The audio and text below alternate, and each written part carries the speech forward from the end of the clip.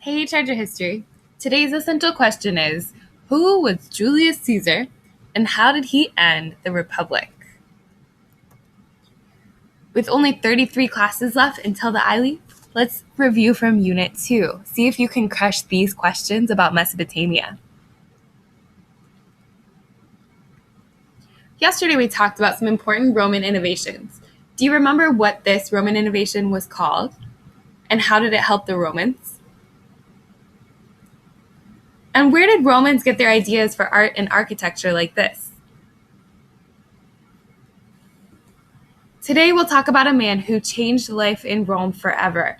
He turned Rome from a republic with an elected senate into an empire, which means a tyranny or a dictatorship with all the power in one man. And the first man to have all that power as the dictator, Julius Caesar. But to find out how Caesar gained all of that power, we need to rewind 200 years. Annotate on your passage, circling key vocab, underlining key details, and summarizing each section as we go along. So, in about 264 BC, Rome fought 3 brutal wars with Carthage, which was a powerful city in northern Africa. So this continent is Africa. Here's Carthage, who is Rome's enemy, and they both had territory along the Mediterranean Sea. So here's Rome up here. They fought for control over the sea and over trade in the sea. Carthage had grown from a Phoenician colony, so it controlled much of the trade on the Mediterranean. As Rome grew bigger, it started to clash with Carthage. Rome's wars with Carthage are called the Punic Wars. The First Punic War began in 264 BCE. It was fought mostly at sea. Carthage had a very powerful navy, but the Romans built up their own navy too, and a decisive victory at sea in 241 BC, almost 20 years later, won the war for the Romans. The Second Punic War started 23 years later. In 218 BCE, Hannibal, a brilliant Carthaginian general, surprised the Romans by marching the army from Spain across the Alps, a high mountain range, and into Italy. So they kind of came at them from the other side. The Romans thought the Carthaginians would come by sea, but instead they sailed up and around to surprise the Romans. Hannibal's troops rode elephants and braved snowstorms and landslides. For 15 years, Hannibal's men fought the Romans.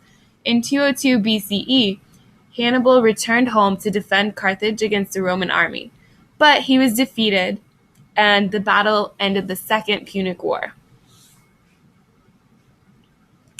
For about 50 years, there was peace between Rome and Carthage. They each kind of had their own zone, and they stayed there. But the Romans wanted to destroy Carthage. They saw them as the enemy. They wanted them gone. So the Romans attacked once more. They made a false deal with the Carthaginians, dishonestly pretending that they would let them continue living in peace under Roman rule. In 146 BCE, the Romans burned Carthage to the ground. Rome was now the greatest and only power in the Mediterranean Sea. Rome now controlled much of North Africa, much of Spain, and all of Greece and Macedonia.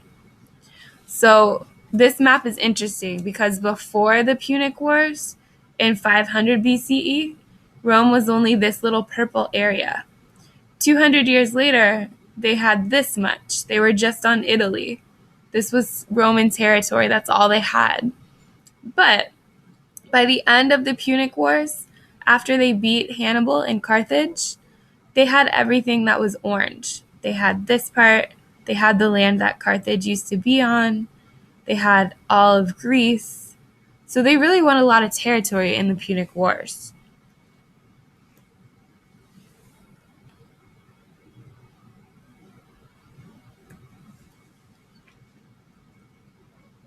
So now let's talk about how the Punic Wars have anything to do with Julius Caesar. This is 200 years later. After the Punic Wars, the Roman Republic entered a state of rapid decline, which means that life was getting worse. The rich had become wealthier and more powerful. Check out these rich guys. They're living the life. But for many normal Romans, life was getting harder. In addition, slavery was on the rise. Here's some Roman slaves getting sold. And violent slave revolts were commonplace. This is Spartacus. You may have heard of him. He was a Roman slave who led rebellions. People like him were causing a lot of trouble in the Roman Empire. Finally, a new practice developed in which the army paid with gold and land. Soldiers no longer fought for the good of the Republic, but instead fought for rewards.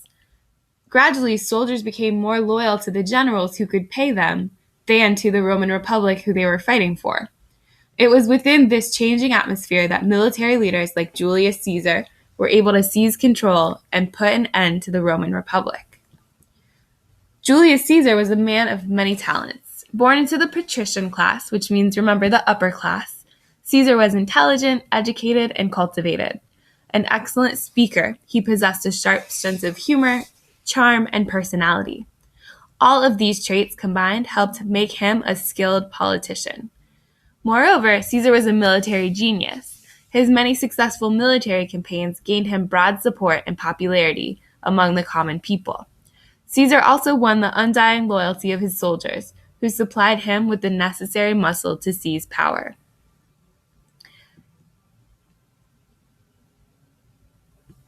In 44 BCE, Julius Caesar ordered the Senate to make him dictator for life.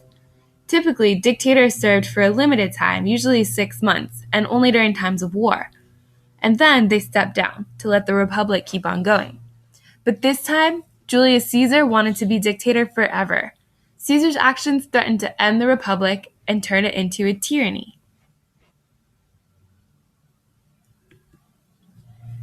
As a dictator, Julius Caesar quickly tried to fix things in the Roman Empire.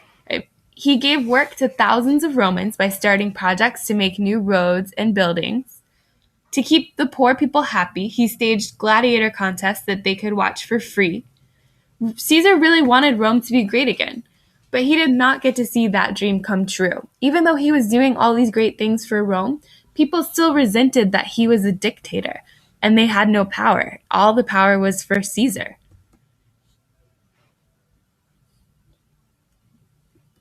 So, fearing so much change, a group of senators plotted to execute the murder of Caesar on March 15th, also called the Ides of March. On March 15th, 44 BCE, so about 44 years before Jesus was born, a group of enemies stabbed Caesar to death as he was entering the Senate. The people that killed him thought they were saving the Republic. However, although the senators succeeded in ending Caesar's life, they did not realize at the time that the Republic had died with him.